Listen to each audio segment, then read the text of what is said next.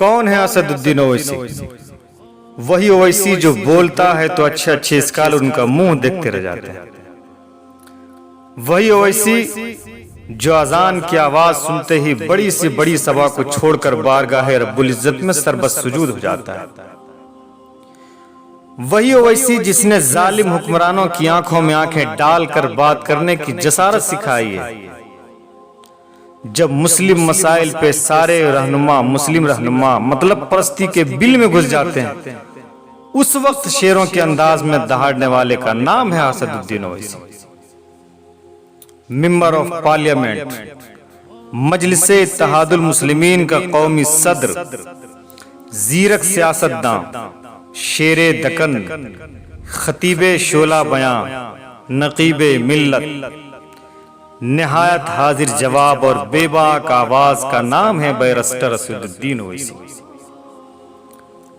आंधी से कोई कह दे कि औकात में रहे, आंधी से कोई कह दे कि औकात में रहे, शाखों से टूट जाएं वो पत्ते नहीं हैं हम, शाखों से टूट जाएं वो पत्ते नहीं हैं हम। ओवैसी साहब की पैदाइश 1969 हैदराबाद के मशहूर व मारूफ सियासतदां सुल्तान सलाहुद्दीन ओवैसी के घर में हुई। वालदा का नाम नजमुन निसा, एक भाई अकबरुद्दीन ओवैसी जो रियासत तेलंगाना में असेंबली के रुकन है, एक और भाई जो हैदराबाद के मशहूर व मारूफ अखबार एतमाद के चीफ एडिटर। ओवैसी साहब की इब्तिदाई तालीम हैदराबाद में हुई, फिर निजामिया कॉलेज और उस्मानिया यूनिवर्सिटी से पढ़ने के बाद लिंकन इन लंदन इंग्लैंड से उन्होंने LLB किया। ओवैसी साहब की शादी 11 दिसंबर 1996 को फरहीन ओवैसी से हुई। उनकी 5 बेटियां और एक बेटा है। मजलिसे इत्तेहादुल मुस्लिमीन की कमान संभालने के बाद ओवैसी साहब एक मुसलमानों की एक बेबाक आवाज बनकर उभरे। उन्होंने इलाकाई मुसलमानों को उनके हुकूक दिलवाए, हुकूमत को इस बात पे मजबूर किया कि वो हैदराबाद के मुसलमानों को तरक्की की राह से जोड़े।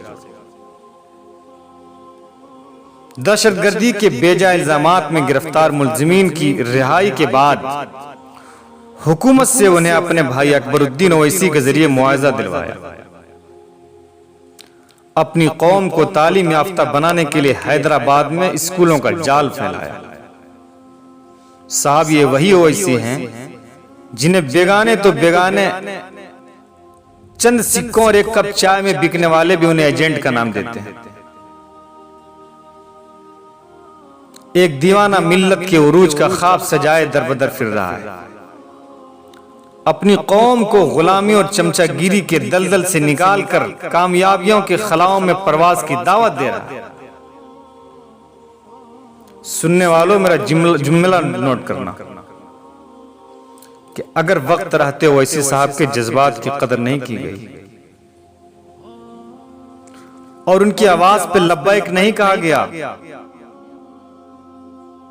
और यूं ही एक कप चाय में बिकने का रिवाज रहा, तो याद रखना आने वाला कल उम्मीद से ज्यादा भयानक होगा। अल्लामा इकबाल ने बहुत पहले आगाह किया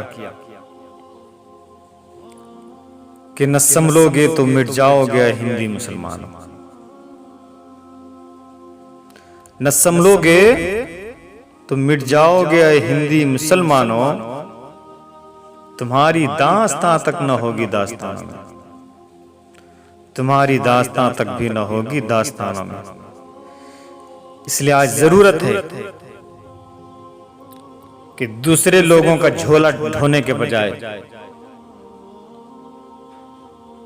दूसरों की दरी बिछाने के बजाय आज अपने उस सच्चे हमदर्द, सच्चे कायद का हम सपोर्ट करें, उनका साथ दें, उनकी आवाज पे लब्बैक कहें। वरना याद रखा जाए